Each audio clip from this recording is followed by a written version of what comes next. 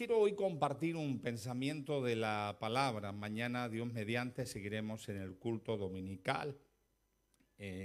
Hoy quiero solamente resumirlo, compartir unas pinceladas sobre un tema muy importante en la Biblia, que a veces confundimos, es la redención. A veces lo confundimos con la salvación. También se puede decir salvación a la redención, pero como vamos a ver, hay una pequeña diferencia en una palabra y en la otra. Amén. El título de este mensaje es Dios te redimió. ¿Cuántos han sido redimidos por Cristo? Muy bien. Quiero que me acompañes al libro de Éxodo capítulo 6, versículos 6 y 7. Es un pasaje de el pueblo de Israel cuando Dios lo saca de Egipto, y creo que es un buen versículo para comenzar este pensamiento en esta tarde. Éxodo capítulo 6, versículos 6 y 7, leemos en el nombre del Padre, del Hijo y del Espíritu Santo. Dice: por tanto, dirás a los hijos de Israel, yo soy Jehová, y yo os sacaré de debajo de las tareas pesadas de Egipto, y os libraré de su servidumbre, y os redimiré con brazo extendido y con juicios grandes, y os tomaré por mi pueblo, y seré vuestro Dios. Y vosotros sabréis que yo soy Jehová vuestro Dios, que os sacó de debajo de las tareas pesadas de Egipto. Amén. Oramos, acompáñame a orar en esta tarde. Padre, hemos leído tu palabra ya es bendita de por sí, pero queremos ponernos en tus manos para que tú en esta tarde nos hables, Espíritu Santo. Gracias, Jesús, por tu redención, gracias por pagar el precio para salvarnos. Gracias a ese sufrimiento, Señor, nosotros podemos ser hijos de Dios, podemos ser limpiados. Gracias te damos. Espíritu Santo, háblanos de tal forma que nuestras vidas sean cambiadas, transformadas, bendecidas, renovadas.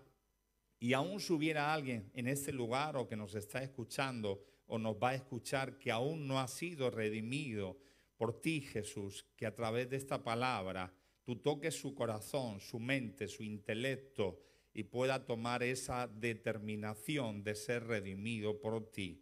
Te damos gracias en el nombre de Jesús. Amén. Muy bien.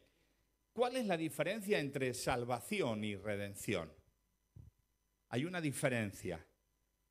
La salvación es gratuita. Por ejemplo, yo voy por la calle y yo veo a unos pajaritos que se han caído de un árbol y yo los tomo y yo los subo a ese árbol.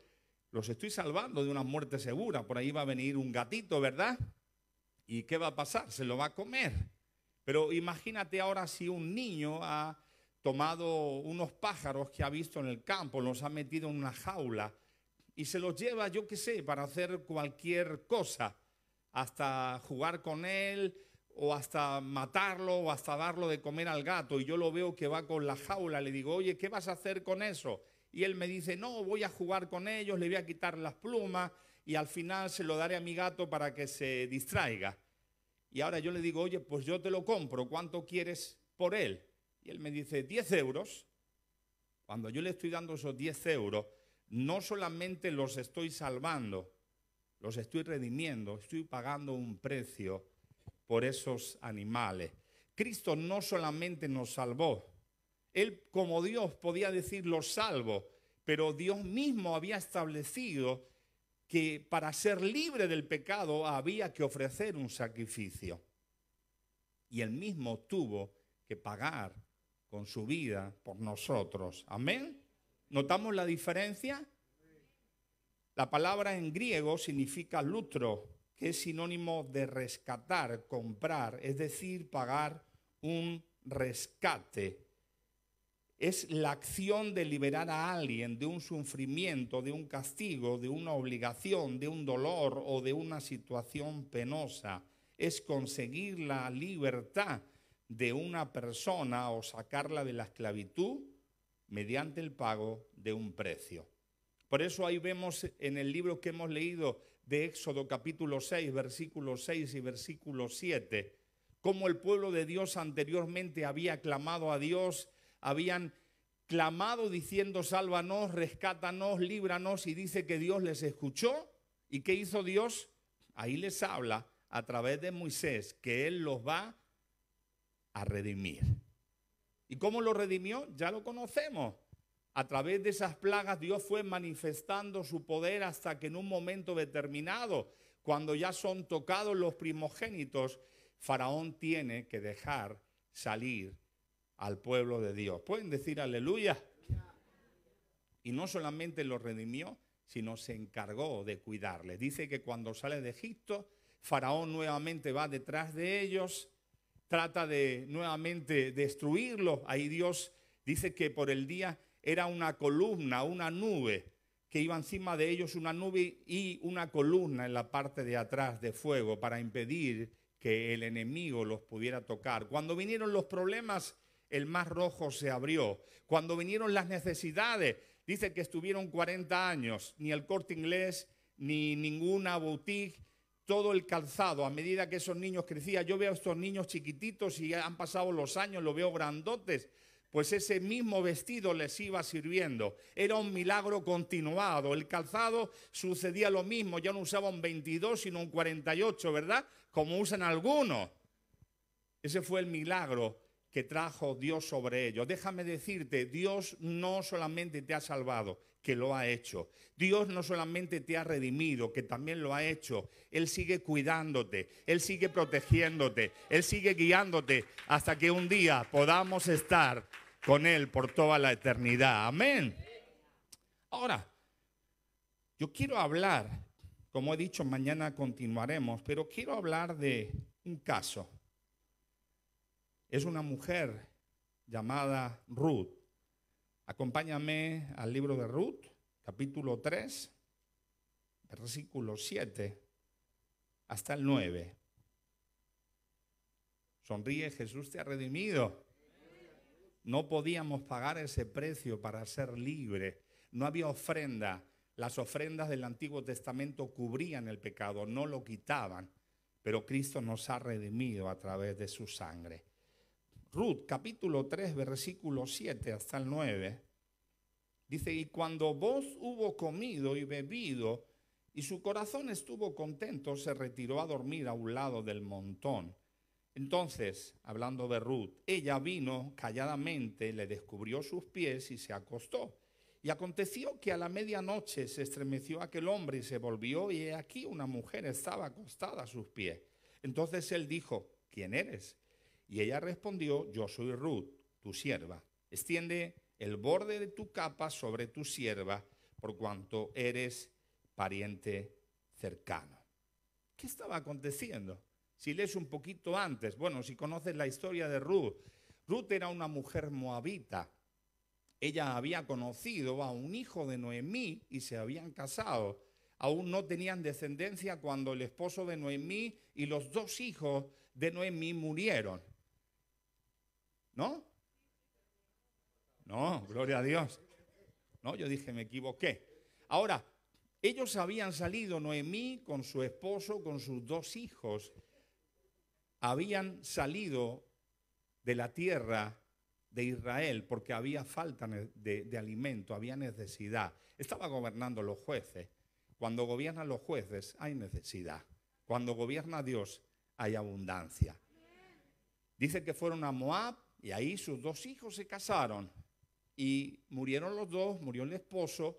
Y Noemí tenía dos nueras. Una de ellas lloró mucho, lloró más que Ruth, pero se fue y la dejó. Noemí le decía: pues ¿qué vas a hacer? ¿Para qué vas a venir conmigo? Soy joven, yo ya soy mayor, dejar que regrese a mi país. He escuchado que Dios nuevamente ha vuelto a bendecirnos. Pero Ruth dijo: no, tu Dios será mi Dios, yo me voy contigo, yo tomo la decisión de seguirte.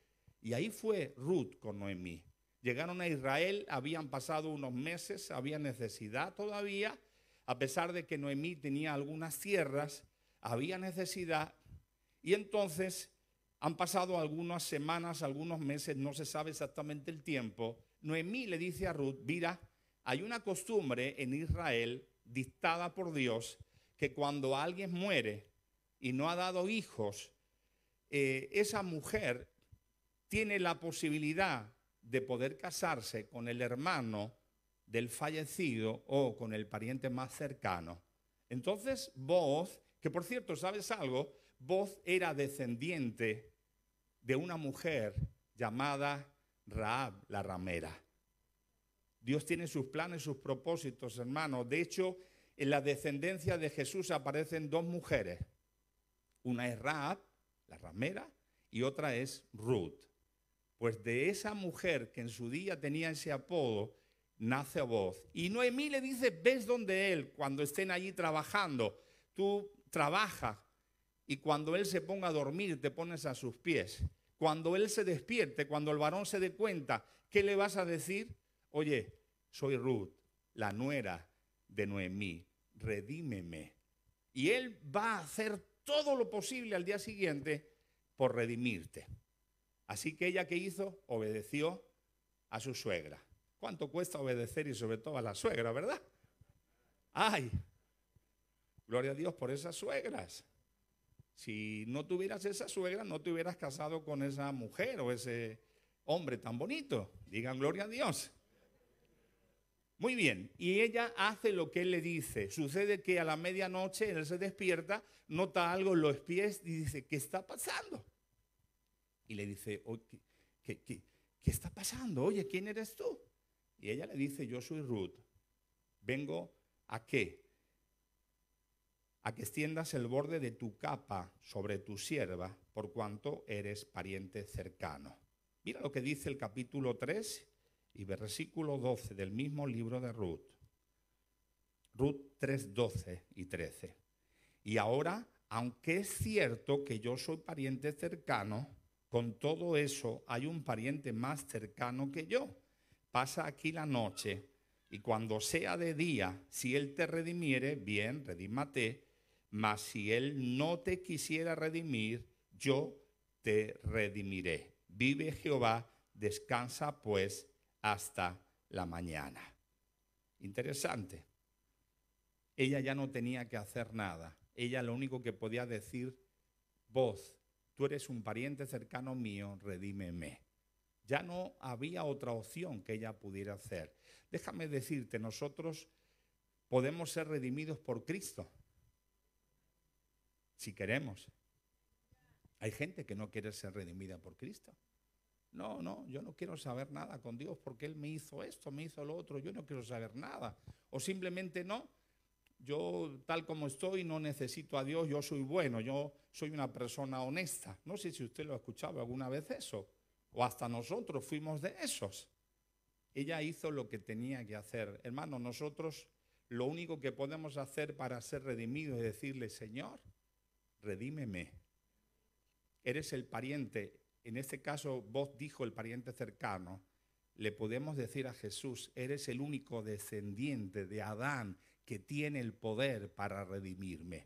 No ha habido en generaciones ningún hombre, ninguna mujer, ninguna persona que pudiera redimirnos, como dice el libro de Génesis, cuando está hablando de que va a nacer alguien, que va a ser herido en el calcañar, pero va a pisar la cabeza a la serpiente. Ese hombre dijo, tranquila, descansa, yo me ocupo. Al día siguiente dice que este hombre, por la mañana, fue a hacer conforme la costumbre que había, que era acercarse al familiar más cercano. Quiero que me acompañe, vale la pena leerlo y voy a ir concluyendo en unos 10 minutos. ¿Me dicen amén? ¿Me dicen gloria a Dios? Ruth capítulo 4, versículo 3. Dice, luego dijo al pariente Noemí que ha vuelto del campo de Moab, vende una parte de las tierras que tuvo nuestro hermano Elimelec. Y yo decidí hacértelo saber y decirte que las compres en presencia de los que están aquí sentados y de los ancianos de mi pueblo. Si tú quieres redimir, redime. Y si no quieres redimir, decláramelo para que yo lo sepa, porque no hay otro que redima sino tú y yo después de ti. Y él respondió, ¿qué respondió él? Yo redimiré. Entonces replicó Booz, ok, muy bien, Pero el mismo día que compres las tierras de mano de Noemí, debes también tomar a Ruth, la moabita, mujer del difunto, para que restaures el nombre del muerto sobre su posesión. ¿Y qué respondió el pariente? Perdón, no puedo redimir para mí, no sea que dañe mi heredad, redime tú y usando de mi derecho, porque yo no podré redimir. Y ahí sigue algo muy gracioso, que para firmar el contrato no toman un bolígrafo o una pluma, sino que se quita el zapato y se lo da al compañero. Era una costumbre en Israel. Bueno, ¿qué ha pasado? Bueno, Boz ha hecho lo que tenía que hacer. Se acerca al familiar más cercano, le dice, oye, con 10 testigos, él busca 10 testigos, 10 ancianos, se sientan con esos 10, se sientan con él y le dice, oye, mira, Noemí ha vuelto de Moab, tiene una tierra que perteneció a nuestro hermano Elimelech. Ella me ha dicho que la quiere vender y tú eres el pariente más cercano. ¿Y qué dijo él? Yo la redimo. Ah, hermanos. Y ahí le dice Boz, ok, muy bien, vale, de acuerdo. Pero cuando tú la redimas, hay un puntito que tienes que saber, hay un compromiso. Ella viene con su nuera, Ruth. Si tú quieres pagar ese precio, si tú quieres adquirir esa tierra, tienes que cuidarla, tienes que protegerla, tienes que darle nombre. Hermanos, y esto me acuerda mucho a algunos de nosotros. Bueno, de esta iglesia no, de los de otras iglesias, ¿verdad? No, aquí también. Hay una bendición. Ah, gloria a Dios, yo redimo, yo quiero. Aquí estoy yo. Hay que pagar un precio. ¿Cuál es el precio? Cuidar a la iglesia, que es la amada. Ayudar a tu hermano, a tu hermana. Ahí ya no puedo. O sea, hace un momento sí que puedes, pero cuando hay un compromiso. ¿Cuántos van al cielo? Amén. ¿Cuántos quieren santificarse? ¿Cuántos quieren pagar un precio? ¿Cuántos quieren esforzarse? ¿Cuántos quieren morir a sí mismos? ¿Cuántos quieren decir, Señor, hágase tu voluntad en mi vida? Bueno, ¿y qué sucedió? Entonces dijo, yo no quiero. ¿Y qué hace vos? Yo redimo, yo redimiré. Y ahí, con ese zapatito, se lo quita delante de todos y firman ese tratado. Es importante, hermanos, esa mujer, de ser una viuda, de ser una mujer que había perdido todo, de estar con su suegra, ahora se convierte en una mujer bendecida, sustentada. Y vuelvo a repetir, dos mujeres aparecen en la genealogía de Cristo. Una de ellas Rahab y otra de ellas Ruth. ¿Por qué? Porque creyeron a Dios, porque honraron a Dios, porque fueron fieles a Dios, sí, pero sobre todo porque la misericordia de Dios les alcanzó. ¿Pueden decir aleluya? Me estoy acordando de una anécdota. Dice que un hombre tenía unos 30 años con su hijo de 5 o 6 años, comenzó a construir un galeón aproximadamente de 1,5 metros. Dice que comenzaron y al principio comenzó el padre con el hijo para pasar tiempo con el hijo. ¿Cuántas veces nos crecen los hijos y no hemos pasado el tiempo necesario, verdad? Bueno, ese padre los fines de semana, cuando podía, cuando venía de la iglesia, cuando volvía de la iglesia, aleluya, hay que ir a la iglesia, ¿eh? Dice que construyó, pero pasó 1 año, 2 años, 50 años. Y llegó un momento que el hijo había crecido, el padre había crecido, e hicieron un galeón impresionante. Un galeón, ¿sabes lo que era? Un buque de guerra de la Armada Española. No lo digo por ser español, ¿verdad? Pero era muy bonito. Y eso dice la anécdota. Ya, y tú también eres español, Efraín. Sí. Bueno, dice que llegó el momento de probar el barco. El hombre ya tenía como 80 años. Habían pasado miles y miles de horas. Era impresionante, hasta los más pequeños detalles estaban en ese buque, en ese galeón. Dice que fue a probarlo, ahí con el hijo. Y comenzaron a dejarlo ahí en el río.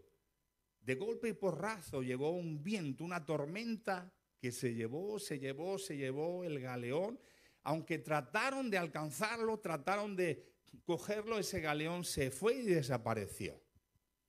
Imaginaros, después de estar 50 años construyendo ese galeón, el hombre ya tenía 80 años y el hijo tenía unos 55 años. Al cabo de unos meses, 11 meses, dice que viene un amigo que sabía de todo el trabajo que habían estado haciendo el padre y el hijo para construir ese galeón. Y le enseña una fotografía y le dice, mira, ese galeón lo he visto en una ciudad llamada tal a unas horas de camino y lo vi en una tienda en exposición. Incluso me acerqué a preguntar por ese galeón porque me acordé que era vuestro. Y cuando me dijeron el precio para comprarlo, me quedé sin palabras. Y el vendedor dijo, es que es un galeón excepcional. No vas a encontrar 2 galeones en el mundo entero. No sabemos quién lo ha construido, pero hemos llamado a expertos, incluso navales, han visto ese galeón y dice, es impresionante, es una perfección absoluta. No conocemos otro igual. De hecho, seguro que no habrá otro igual. Pero claro, cuando dijo el dinero, yo dije, no puedo comprarlo. El padre habló con el hijo y dijeron, vamos a conseguirlo. El padre ya estaba mayor, de hecho el padre no pudo ir a comprar ese galeón, no le era posible, era mayor, pero de los ahorros que tenía para su hijo, para sus nietos, dijo, aquí tengo todo lo que tengo. El hijo también buscó de sus ahorros y entre los dos pudieron conseguir la suma, el monto de todo lo que subía el galeón. El hijo fue corriendo y llegó allí. Efectivamente, era el galeón que habían estado construyendo él y su padre por 50 años. Preguntó el precio, era el precio que le había dicho el conocido, lo pagó y se fue a casa del padre a llevarle el galeón. Cuando el padre lo vio, solamente pudo llorar y decir, lo que hicimos tú y yo, hijo, lo he vuelto a comprar, lo he pagado y es por segunda vez nuestro. Es una comparación que nos hace acordar que Cristo vino para pagar el precio. Y no fue el monto de unos ahorros de una vida, no. Eso lo podía haber pagado el rey David o el rey Salomón, no. El Padre, cuando hizo a Adán y a Eva, dice en la Biblia, hagamos al hombre a nuestra imagen y a nuestra semejanza. Lo hizo puro, lo hizo limpio, lo hizo santo. Lo hizo con el propósito de que tuviera comunión con Él. ¿Y qué sucedió? Por causa de los problemas, del pecado, por causa de escuchar la voz del enemigo, la serpiente, desobedecieron a Dios y ahí vino el pecado. La paga del pecado es muerte. Vuelvo a repetir, todo lo que el Pentateuco dice, todo lo que la ley dice, era para cubrir el pecado, no podía quitar el pecado. Jesús, viendo que Él era la única opción para salvarnos, para redimirnos, vino y dio su vida por nosotros. Yo quiero concluir este pensamiento de la palabra. Yo no sé por dónde estás pasado, no sé por dónde estás pasando, no sé por dónde has pasado, pero quiero decirte, si hemos sido redimidos por Cristo, es el momento de honrarle. Si hemos sido redimidos a través de su sangre, es el tiempo de hacer lo que nos toca, obedecerle. Hermanos, yo no obedezco a Dios por no ir al infierno. Yo no sirvo a Dios por no ir al infierno. Yo le sirvo, yo le obedezco porque le amo, porque Él me ha redimido de la maldición del pecado, porque Él me ha hecho libre. Yo no sé tu condición, pero creo que es el momento de poder acercarnos como hizo Ruth. Si ya hemos sido redimidos, pues tal vez ya no hace falta. Pero si tú no has sido una persona que ha entregado su vida a Cristo, es el momento de decir, Señor, redímeme con tu sangre. Tú eres el único que me puede salvar. Y si tú y yo hemos sido ya redimidos por su sangre en el pasado, es el momento de examinarnos y ver si realmente estamos honrando a Dios, si estamos viviendo de acuerdo a lo que Dios quiere que hagamos. Quiero terminar con un versículo del Salmo 107. Dice: alabad a Jehová porque Él es bueno, porque para siempre es su misericordia. ¿Y qué dice? Díganlo los redimidos de Jehová, los que ha redimido del poder del enemigo. Cierra tus ojos en esta noche. Alabar a Dios no lo va a hacer la gente del mundo. Solamente lo podemos hacer los redimidos por la sangre del Cordero. Cristo era el único pago para poder redimirnos del pecado. La Biblia dice que la paga del pecado es muerte. Pero hemos sido, como dice Efesios 1:7, hemos sido perdonados según las riquezas de su gracia a través de la redención por su sangre. Yo en esta tarde quiero invitarte a que examines tu vida en esta tarde. Si has sido redimido, examínate si estamos viviendo de acuerdo a lo que hemos recibido de Él. ¿Qué le podemos dar nosotros? Todo lo que le podamos dar es insuficiente. Lo único que podemos decirle: aquí estoy, te doy mi vida, úsala, Señor, para tu gloria. Y si no has sido redimido, yo te invito. Jesús no vino a morir solamente por algunos. No hay una redención limitada. Dice la Biblia que de tal manera ha amado Dios al mundo, al cosmos, que ha dado su vida, la vida de su Hijo. ¿Para qué? Para que todo aquel que en Él crea no se pierda, sino que tenga la vida eterna. Padre, en esta noche yo te doy gracias en lo que a mí me toca. Gracias por haberme redimido con tu sangre. Gracias, Jesús. Gracias por ese amor inmerecido. No solamente me salvaste, tú podías haberlo hecho de otra manera, pero tú lo hiciste pagando ese precio. Yo te doy gracias. Y también te doy gracias por haber dado tu vida, aún sabiendo que a veces te íbamos a fallar, que a veces no íbamos a estar a la altura. Gracias te doy por ese amor inmerecido. Yo quiero presentar aquí todos los hermanos, hermanas, amigos, amigas que están en esta tarde aquí, o que nos están viendo o nos van a ver por las redes sociales. Señor, extiende tu mano de gracia, extiende tu mano de misericordia, Señor. Salva al perdido, redime al perdido. Y aquellos que ya hemos sido redimidos, salvados, produce en nosotros el deseo de vivir para ti. Produce ese deseo de ser atraídos por tu persona, para adorarte, para bendecirte. Somos tu creación y somos pueblo redimido por la sangre de Cristo. Te damos gracias. Alaba al Señor con tus propias palabras. Alaba al Señor ahí donde estás. Alábale, alábale, alaba al Señor unos instantes. Dale gracias ahí con tus propias palabras.